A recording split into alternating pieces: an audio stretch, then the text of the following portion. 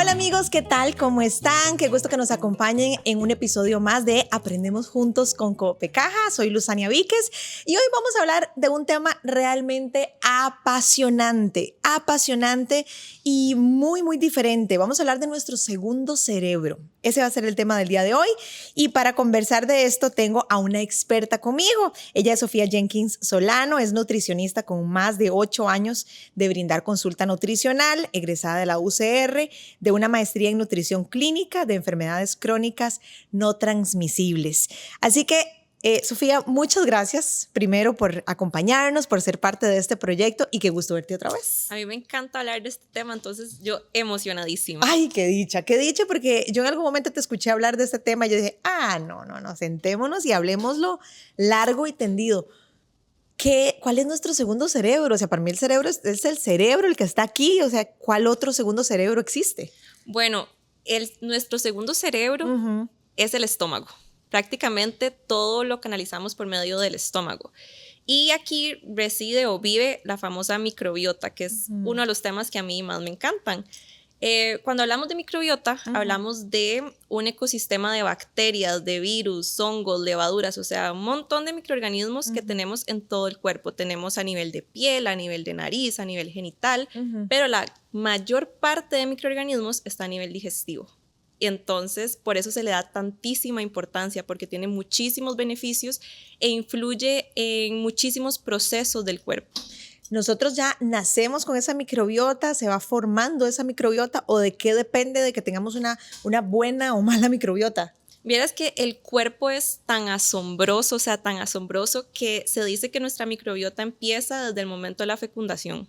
Entonces, todo lo que nuestra mamá come va formando nuestra microbiota, pero toma mayor auge a la hora del parto. Entonces, el tipo de parto que tiene el bebé también va a definir mucho su microbiota. Si es parto vaginal, el bebé va a atraer todas las bacterias que tiene, digamos, en el tracto vaginal la mamá, si es por medio de cesárea, y conforme van pasando los años, esa microbiota se va fortaleciendo. Entonces, los primeros 1000 días de vida, que son de los 0, de la concepción hasta los 2 años, es donde nuestra microbiota se pone más fuerte. Por eso es que uno dice, dejen a los bebés caminar descalzos, agarrar las cosas, tierra y lo que sea. Se tiren al piso, porque eso les va a ayudar a tener más defensas para cuando sean adultos, como nosotros acá, que ya aquí es donde tenemos más control de nuestra microbiota, poder tener unas bases muy fuertes. Qué interesante. O sea, de los 0 a los 2 años es la etapa, digamos, pico en la conformación de esa microbiota.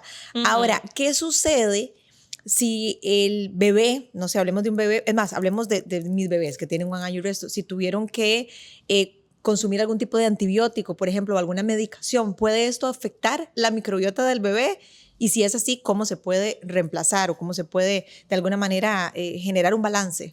Si vieras que los antibióticos afectan muchísimo la parte de la microbiota, por eso es que siempre envían protectores gástricos, como para proteger toda la parte de la microbiota. Ahí sí sería como recomendado hablar con el pediatra por un tema de probióticos, ¿verdad? Pero la alimentación influye muchísimo también. En el tema de adultos, siempre que consumimos antibióticos, lo ideal es reforzar también con probióticos, o sea, alimentos probióticos, o si el médico lo ve necesario o el nutricionista, suplementar con probióticos en pastilla. Ok, esa es la recomendación, entonces no solo en niños, sino en adultos también. En todos, adulto mayor, adulto joven, niños. Ahora, ¿qué tan importante es incorporar esos probióticos en la vida diaria, en la ingesta de alimentos diariamente, aunque no estemos con un antibiótico, ¿verdad? O sea, el incorporar esos probióticos o ese tipo de alimentos que ayuden o colaboren en ¿cómo se diría?, en la formación de esa microbiota. Nuestra microbiota, como te decía, son bacterias, virus, hongos, o sea, son pequeños bichitos, digámosle así, de forma más coloquial. Esos bichitos ocupan alimentarse.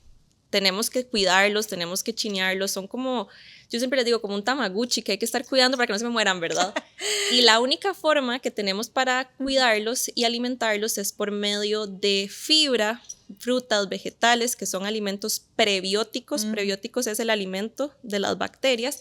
Y luego están los probióticos, que son bacterias también, que llegan a ayudar como a reforzar ese ejército que tenemos intestinalmente y a pelear para que haya más población de bacterias positivas que de las no tan positivas. Ok, entonces tenemos los prebióticos que los alimentan.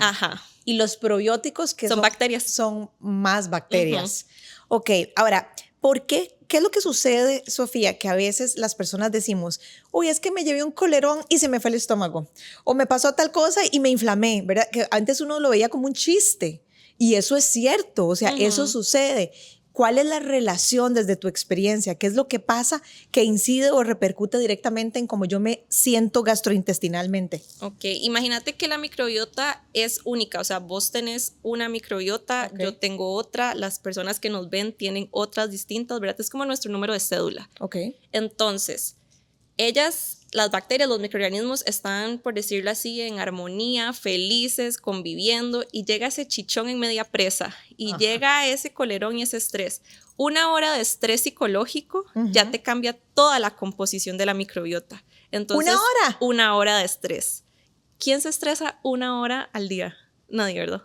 O sea, entonces ese cambio que hace la microbiota empieza a disminuir las bacterias positivas y sube las no tan positivas. Entonces, cuando tenemos una disbiosis, que disbiosis es una alteración de la microbiota, es donde yo empiezo con estreñimiento, empiezo con reflujo, o con diarreas, o que todo lo que yo como me cayó fatal.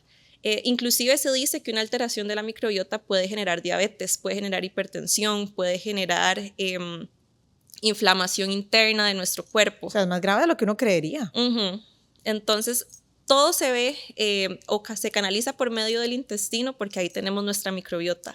Y, bueno, como te decía, 1 hora de estrés diario cambia la composición de la microbiota y se ocupan 3 días para que la microbiota se regenere y haya mayor composición de bacterias positivas. O sea, por un chichón en la presa, entonces duro 3 días reponiéndome.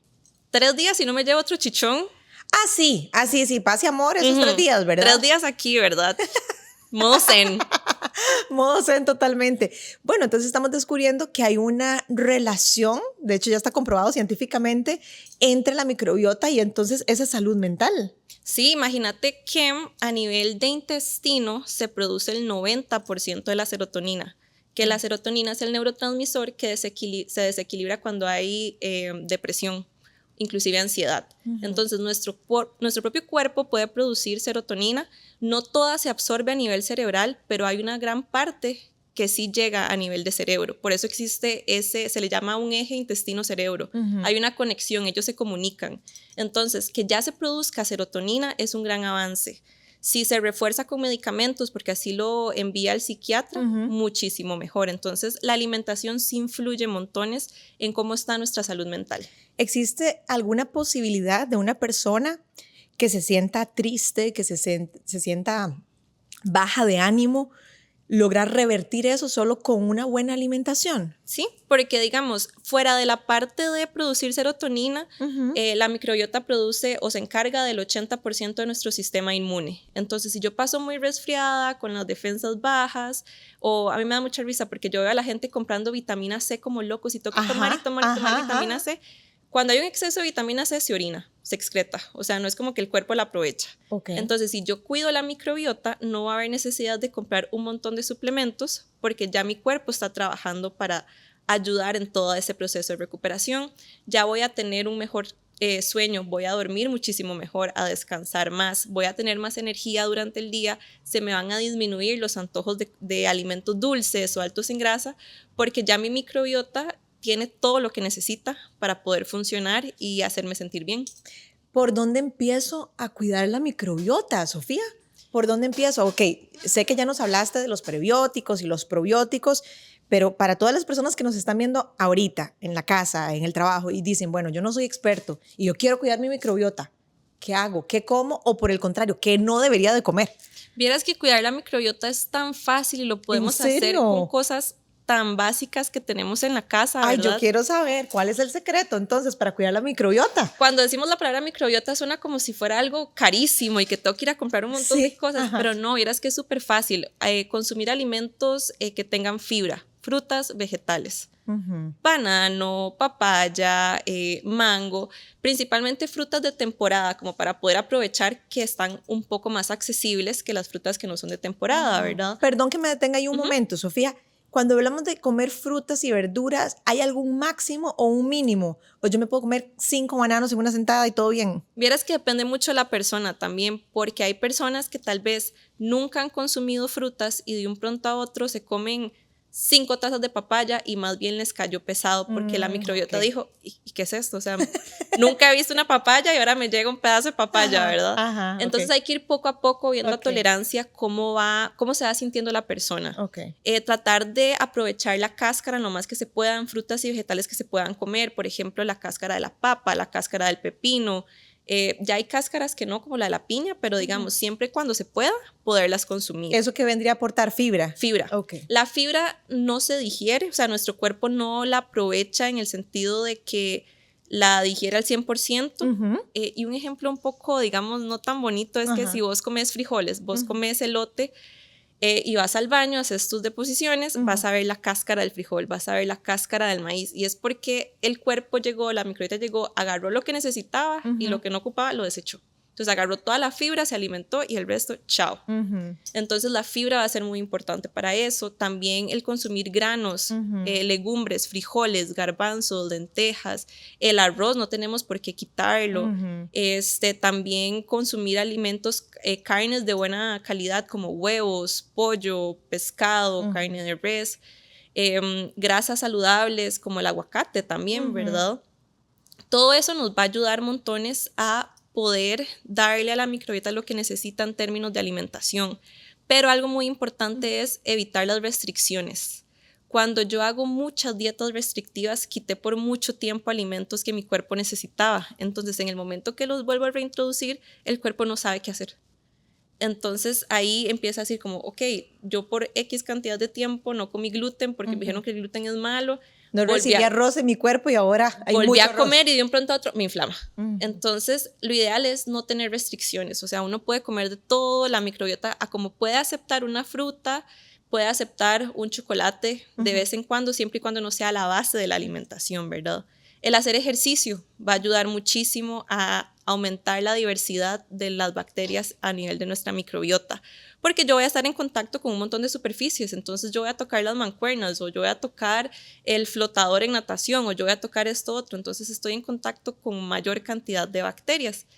Y muy importante, tratar de relajarse y no vivir como tan alerta, tan estresado durante el día. Entonces aquí va muy de la mano la alimentación consciente, tratar de sentarnos a comer sin el teléfono, sin ver el tele, sin ver Netflix, ver el plato, saborearlo, olerlo, acomodar el plato de una forma bonita, ¿verdad? Porque a quien no le gusta ver un chifrijo que tenga colores, el pico de gallo, el chicharrón, el arroz, los frijoles. El olorcito, darse a la tarea en serio de percibirlo, de saborearlo, utilizando todos los sentidos, diría yo. Entonces, cuando vos estás presente, cuando vos estás consciente a la hora de comer, va a ser más fácil que te sientas satisfecha. A diferencia de cuando uno está en el cine con las palomitas aquí comiendo y empezó la película y uno, ¿en qué momento se acabó esto? No sé, y es porque no estuviste presente. Entonces, suena como que hay mucho que hacer, pero en realidad todo va muy de la mano. Frutas, todos tenemos frutas en la casa, podemos ir a la feria del agricultor, vegetales también, frijoles, garbanzos, lentejas. La idea es, me parece a mí, o lo justo y necesario vendría siendo construir el hábito de incorporar todos estos alimentos diariamente. Ahora, yo quiero que nos detengamos ahora en la parte de las proteínas, digamos, de las carnes. Yo he escuchado, no sé si es un mito, si es una realidad, que las carnes rojas son muy difíciles de procesar. ¿Es esto cierto o no? ¿O tendría yo que tener algún cuidado con la ingesta de carnes rojas? Sí tardan un poquito más porque son un poco más pesadas a diferencia de las carnes blancas, pero eso no quiere decir que sean malos. Igual hay que ver el tipo de persona. Hay personas que están acostumbradas a comer carne roja todos los días y no les afecta en tema de, digamos, ácido úrico o a nivel de digestión. Hay personas que tal vez un trocito más grande de lo habitual de carne roja, eso fue para que toda la semana pasara con reflujo, ¿verdad? Entonces todo va a depender mucho de la persona y su capacidad para tolerar estos alimentos. Hoy estamos hablando, por si alguien nos viene sintonizando, del segundo cerebro, ¿verdad? Que es la microbiota. Ahora, yo he escuchado y he leído de que hay alimentos específicos ¿qué sería para cuidar la microbiota, verdad? Ciertas bebidas en los supermercados, etcétera. ¿Qué tan necesario es incorporar estas bebidas o no sé, estos yogurt en nuestra dieta para fortalecer la microbiota? A mí me gustan muchísimo porque son bebidas o alimentos fermentados. Entonces, al estar fermentados van a generar más bacterias, más probióticos para el intestino. Entonces, no habría necesidad de suplementar con probióticos en cápsula o en pastilla. Aparte de que al estar fermentados, hay enzimas, que las enzimas son como tijeritas que cortan el alimento, que ya hacen que esa bebida o ese alimento vaya predigerido antes de yo comerlo. Entonces, para mi cuerpo va a ser sumamente fácil poderlo procesar. Y un ejemplo es el pan de masa madre. Hay personas que no toleran muy bien el pan comercial de supermercado, pero el de masa madre lo toleran súper bien y les gusta y no les cae pesado. Hay personas que con la kombucha, que es una bebida fermentada hecha a base de té negro, les va súper bien. A mí me encanta. El yogur también es una bebida fermentada. ¿Cualquier yogur? Un yogur natural que no tenga chocolatitos y chispitas y todo eso que a la gente le encanta. Ese es el que a mí me gusta. Entonces, ese no, entonces. Ese no. Mejor como uno griego, uno natural. Okay. Puede ser el kefir también, que es una bebida hecha a base de bacilos, que son bacterias también. El kimchi, que es comida, digamos, oriental. El chucrut, que es repollo fermentado, que es un tipo de preparación que se usa mucho en lo que es Alemania. Es repollo fermentado con agua y sal y se deja varias semanas. Sabe como a vinagreta. A mí no me encanta tanto el sabor de ese, pero yo sé que hay mucha gente que sí. O los mismos encurtidos, que tenemos mucho aquí en Costa Rica, encurtidos de vegetales. Y agregar vinagre de manzana a las comidas también puede servir mucho a esta parte antiinflamatoria que también va a ayudar al nivel de microbiota. Ok, Sofía, qué interesante todo eso. Yo creo que hay mucho que digerir en este tema de la microbiota. Pero ya para ir cerrando, Sofía, me encantaría que hiciéramos, como siempre les digo a los invitados, una recapitulación de ese ABC que debemos tomar en cuenta para tener una microbiota robusta y para tener un buen estado de salud y hasta mental, ¿verdad? Porque ya vimos que efectivamente es nuestro segundo cerebro. Sí, yo a los pacientes siempre les digo que lo ideal es tratar de incluir 30 tipos de alimentos diferentes a la semana, incluidos frutas, vegetales, legumbres, carnes, ¿verdad? Pero que sean alimentos naturales. Entonces vos podés hacer gallo pinto en la mañana, tenés arroz, frijoles. Una ensalada con varios tipos de vegetales en la tarde, ya llegaste a 5 en el día. Sí. Y así durante la semana para que tengas mayor biodiversidad. El ejercicio está hecho para que tengamos una vida bastante independiente y seamos muy longevos, y también aprender a controlar nuestro estrés. Yo creo que ese debería ser como el número 1, pero no hay un orden específico, sino tratar de trabajar esas 3 áreas y estoy segura que nuestra microbiota va a estar súper bien. Bueno, esas son las recomendaciones de la experta, ya la escucharon ustedes, un tema científicamente comprobado. Entonces, ¿eso no es nuestro segundo cerebro? Es nuestro segundo cerebro. Para mí sí. No, yo estoy segura que así es. Gracias a ustedes por habernos acompañado en Aprendemos Juntos con Coopecaja. Hasta el próximo capítulo. Aprendemos Juntos es una iniciativa de Coopecaja. Conoce más en nuestra página web www.coopecaja.fi.cr. Seguinos y activa las notificaciones para que no te perdas ninguno de nuestros episodios. No olvides compartirlo con tus amigos y conocidos. Gracias por escucharnos.